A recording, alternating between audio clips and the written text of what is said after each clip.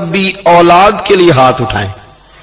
ویسے تے بلے شاہ تو آسمانی اڑ دیا ہی پھڑ دیں, جہاں گھر بیٹھا انہوں بڑھیا ہی نہیں. حضور فرمانے لگے ماں باپ جب بھی اولاد کے لیے دعا فرمائیں اللہ ان کی دعا کو قبول کرتا ہے. آپ اپنا تعلق بنائیں دعا کے ساتھ, عبادت کے ساتھ, مصلی کے ساتھ رشتہ بنائیں, استغفار پڑھیں. صلاح الدین ایوبی صلیبی جنگوں میں تھے, رات کو مسجد اقصی میں نماز پڑھی تو پریشان تھے.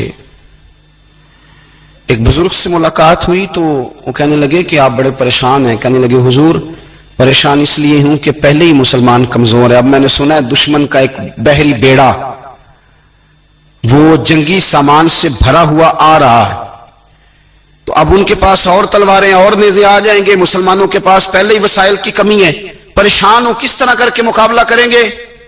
یہ بات کہتے ہی صلاح الدین ایوبی نے بزرگوں سے کہا حضور آپ بھی دعا کرنا, دعا کی بڑی طاقت ہے. میرے نبی پاک نے فرمایا دعا مومن کا ہتھیار ہے, دعا مومن کا.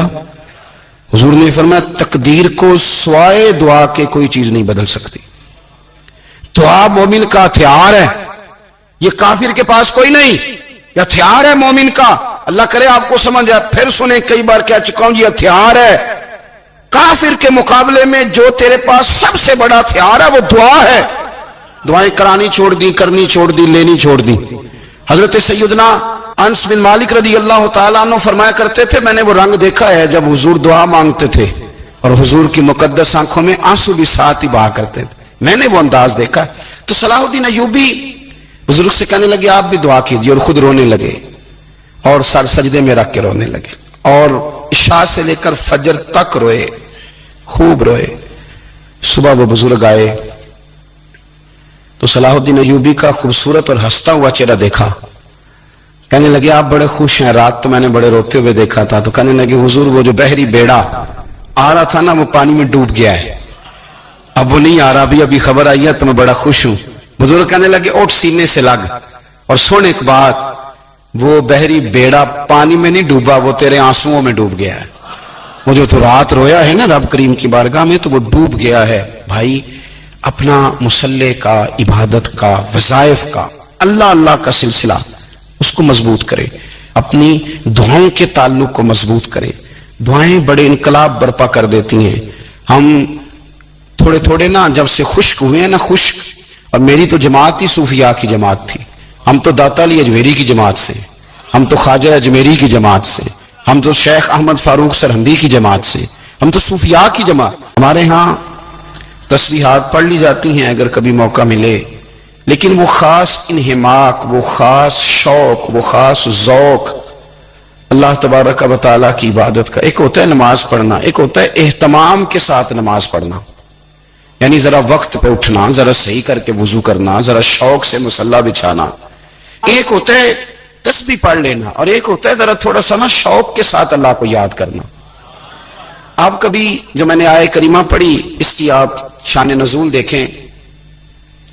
نبی کریم صلی اللہ تعالی علیہ وسلم کے نا کچھ صحابہ اللہ کی محبت کے شوق میں حضور کی بارگاہ میں حاضر ہوئے, اور انہوں نے آ کے عرض پتہ کیا کیا, عرض کرنے لگے یا رسول اللہ صلی اللہ تعالی علیہ وسلم سالوں بیت گئے ہیں سجدے کرتے ہوئے, حضور سالوں بیت گئے ہیں تسبیح پڑھتے ہوئے, سالوں بیت گئے کہتے ہوئے کہ سبحان اللہ وہ پاک ہے, ہمیں سالوں بیت گئے یہ کہتے ہوئے کہ اللہ اکبر وہی سب سے بڑا ہے, سالوں بیت گئے کہتے ہوئے کہ الحمدللہ ساری تعریفیں اللہ کے لیے, سالوں بیت گئے اس کی تسبیح کرتے, تحلیل کرتے, تکبیر کہتے.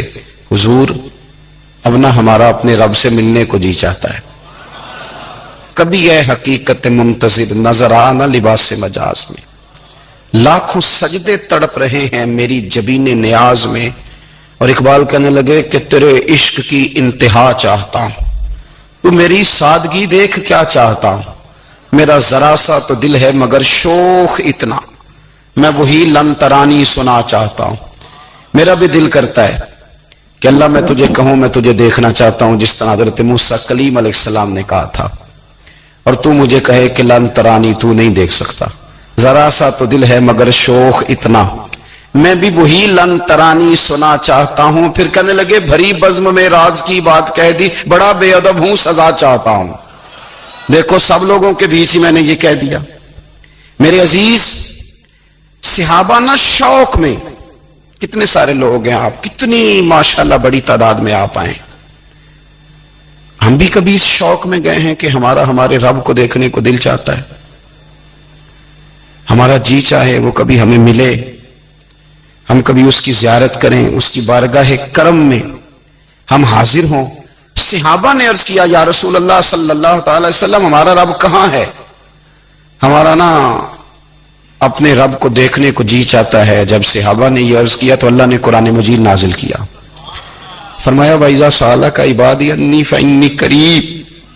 محبوب جب میرے بندے آپ کی بارگاہ میں آ کے میرے بارے میں پوچھے نا تو ان سے کہہ دینا میں ان کے قریب ہی ہوں, قریب ہی ہوں. دلیل کیا ہے؟ آئی اذا دان, یہ جب بھی مجھ سے دعا مانگیں گے میں ان کی دعاؤں کو قبول فرماؤں گا. میں ان کے قریب ہوں, میں ان کے قریب ہوں. یہ جب بھی دعا مانگیں گے نا میں قبول کروں گا, میں ان کے قریب ہوں. اللہ تبارک و تعالیٰ کے بندے اللہ سے محبت کرتے, رب کی بارگاہ میں جھکتے, اس کو اپنے دکھ سناتے, اس کے پیارے محبوب صلی اللہ تعالی علیہ وسلم کا وسیلہ لے کے اس کے حضور حاضر ہو جاتے, پیشانیاں سجدوں سے روشن ہوتی. ہم نہ ہر چیز کے لیے وقت نکالتے ہیں, ہر چیز کے لیے, لیکن عبادت کے لیے وقت نہیں نکالتے. ہر شے آباد ہے, ہر شے. ہماری فیس بک بھی آباد ہے, واٹس ایپ بھی آباد ہے, ہمارے ٹویٹر بھی آباد ہیں, ہماری ہر چیز آباد ہے. سب سے کم آباد ہمارا مصلی رہ گیا ہے, سب سے کم. وہ لوگ اب ڈھونڈنے سے ملتے ہیں جن کی بغل میں مصلی ہوتا تھا. میرے بھائی آپ کتنا کو دنیا کے پیچھے بھاگو گے تھکا دے گی, کتنا دولت کے پیچھے بھاگو گے تھکا دے گی. آپ جب اپنی زندگی میں جمع تفریق کرو گے نا تو مرتے وقت احساس ہوگا کہ سارا کچھ تو لوگوں کے لیے کیا, اپنے لیے تو کر ہی کچھ نہیں سکے. اور ہم عبادت کے معاملے میں بہانے بازی بھی کرتے ہیں. ہم کہتے ہیں اوہو رزق کمانا بھی تو عبادت ہی ہے نا, تو میں حلال روزی کے لیے جا رہا ہوں, یہ بھی تو عبادت ہے نا. میری طرح کے لوگ کہہ دیتے ہیں کہ میں سویرے اٹھ کے مدرسے میں کچھ اسباق دیکھتا ہوں تو یہ بھی تو عبادت ہے. میں بیان کرنے کے لیے مطالعہ کرتا ہوں تو یہ بھی تو عبادت ہے نا. اتنے لمبے سفر کر کے ملک میں دنیا میں گھومتا ہوں تو یہ بھی تو میں عبادت ہی کر رہا ہوں. اب اسپیشل نفلوں کے لیے وقت کس طرح نکلے, اسپیشل کر کے تسبیح میں کیسے چلاؤں, میں سارا کچھ ہم بہانے بنا لیتے ہیں نا. میرا سوال یہ ہے کہ یہ ساری باتیں صحابہ کو, نبی کریم کو, دیگر لوگوں کو بھی تو پتہ تھی نا. لیکن آپ غور تو کریں, 23 سال حضور کو وقت ملا, مختصر وقت ظاہراً تبلیغ کرنے کے لیے. پوری دنیا میں دین بھی پھیلانا ہے. گھر میں 11 ازواج ہیں, 4 بیٹیاں ہیں, ان کی اولادیں, سارے کام کاج بھی دیکھنے. لیکن سیدہ طیبہ طاہرہ حضرت عائشہ صدیقہ رضی اللہ تعالیٰ عنہ فرماتی ہیں سارا دن تبلیغ کرتے, ہر غلام کے دکھ سنتے, گھر میں آتے تو اپنے گھر والوں کا خیال کرتے, کام میں ہمارا ہاتھ بٹاتے. قربان جاؤں, کہتی ہے زمانہ سارا سو جاتا لیکن آمنہ کے لال مصلی بچھا لیتے. دنیا سو گئی, ساری سب سو گئے, جو خدام تھے, وہ جو غلام تھے, وہ سو گئے. صحیح مسلم میں لفظ ملیں گے, سیدہ پاک فرماتی ہیں او میرے نبی کے غلاموں, میں نے یہ رنگ بھی دیکھا ہے کہ حضور نے اتنا کھڑے رہے, اتنا قیام کیا, اتنا قیام کیا کہ مقدس پیروں میں ورم آ گئے, سوج گئے پیر. اتنے بڑے دل پہ ہاتھ رکھ کے نہیں بتا سکتا کہ میرے کبھی نماز میں پیر سوج گئے, کوئی نہیں بتا سکتا. بچوں کی روٹی کماتے تھک گئے, بات الگ ہے. ہم سیر کرنے گئے تو تھک گئے, بات الگ ہے. لیکن عبادت میں یہ بھی تو مسلم شریف ہے نا, یہ بھی تو دین ہے نا, یہ بھی تو حضور کی سنت ہے, یہ بھی تو وہ چیز ہے جو کریم کی آنکھوں کی ٹھنڈک ہے. سیدہ فرماتی ہیں پیروں میں ورم آ گئے, اور ساری رات ہی حضور نے نماز پڑھی اور ایک ہی آیت بار بار دہرائی. مسجد نبی میں بلال حبشی نے فجر کی اذان دے دی اور حضور ابھی مصلی پہ تھے. کریم فارغ ہوئے, میں نے عرض کی یا رسول اللہ صلی اللہ علیہ وسلم آپ کے تو صدقے اللہ اگلے پچھلوں کے گناہ معاف کرے گا, تو آپ اتنی آہوزاری کیوں فرماتے ہیں؟ آپ تو شفیع ہیں, آپ تو انبیاء کے امام ہیں. تو حضور نے فرمایا عائشہ تم نے گنوایا ہے نا میرے اللہ کی مجھ پر کتنی رحمت ہے، افلا اکونا عبدن شکورا، فرمایا اگر اس نے اتنی نعمتیں دی ہیں تو کیا میں اس کا شکر گزار بندہ نہ بنوں، میں شکر گزار بندہ نہ بنوں اس کا؟ پھر اگر اتنی نعمتیں اس نے دی ہیں، مجھے اتنا نوازا ہے، تو پھر میں اس کے سامنے سجدے نہ کروں؟ او میرے بھائی، بڑے قابل فخر لوگ ہیں ہم کہ ہم نبی پاک کے غلام ہیں۔ بھائیو، جب انسان کا رشتہ اپنے مالک کے ساتھ ہوتا ہے پھر تو غم بھی کچھ نہیں کہتے، پریشانیاں بھی کچھ نہیں کہتی، پھر تو زندگی صبر والی، پھر تو زندگی توکل والی، پھر تو زندگی بھروسے والی، پھر انسان اپنے آپ کو رسوا نہیں کرتا، دنیا داروں سے امیدیں اس کی ختم ہو جاتی، امیدیں اللہ رسول سے لگا لیتا ہے، مضبوط ہو جاتا ہے، مضبوط طاقتور ہو جاتا ہے، خوددار ہو جاتا ہے، باوقار باعزت ہو جاتا ہے۔ حضرت بہلول دانا رحمت اللہ علیہ بیٹھے تھے تو ہارون رشید حج کر کے آ رہا تھا، تو رستے میں حضرت شیخ سے ملاقات ہو گئی، تو السلام علیکم کے بعد کہنے لگا حضور کوئی حکم ہو تو بتائیے گا۔ تو حضرت بہلول دانا فرمانے لگے تیرا رب کون ہے؟ اس نے کہا اللہ۔ تو فرمایا میرا کون ہے؟ کہا اللہ۔ فرمانے لگے تو بڑا ہی بیوقوف ہے، کیا تو یہ سمجھتا ہے کہ رب ہارون رشید کو تو دے گا اور بہلول دانا کو بھول جائے گا؟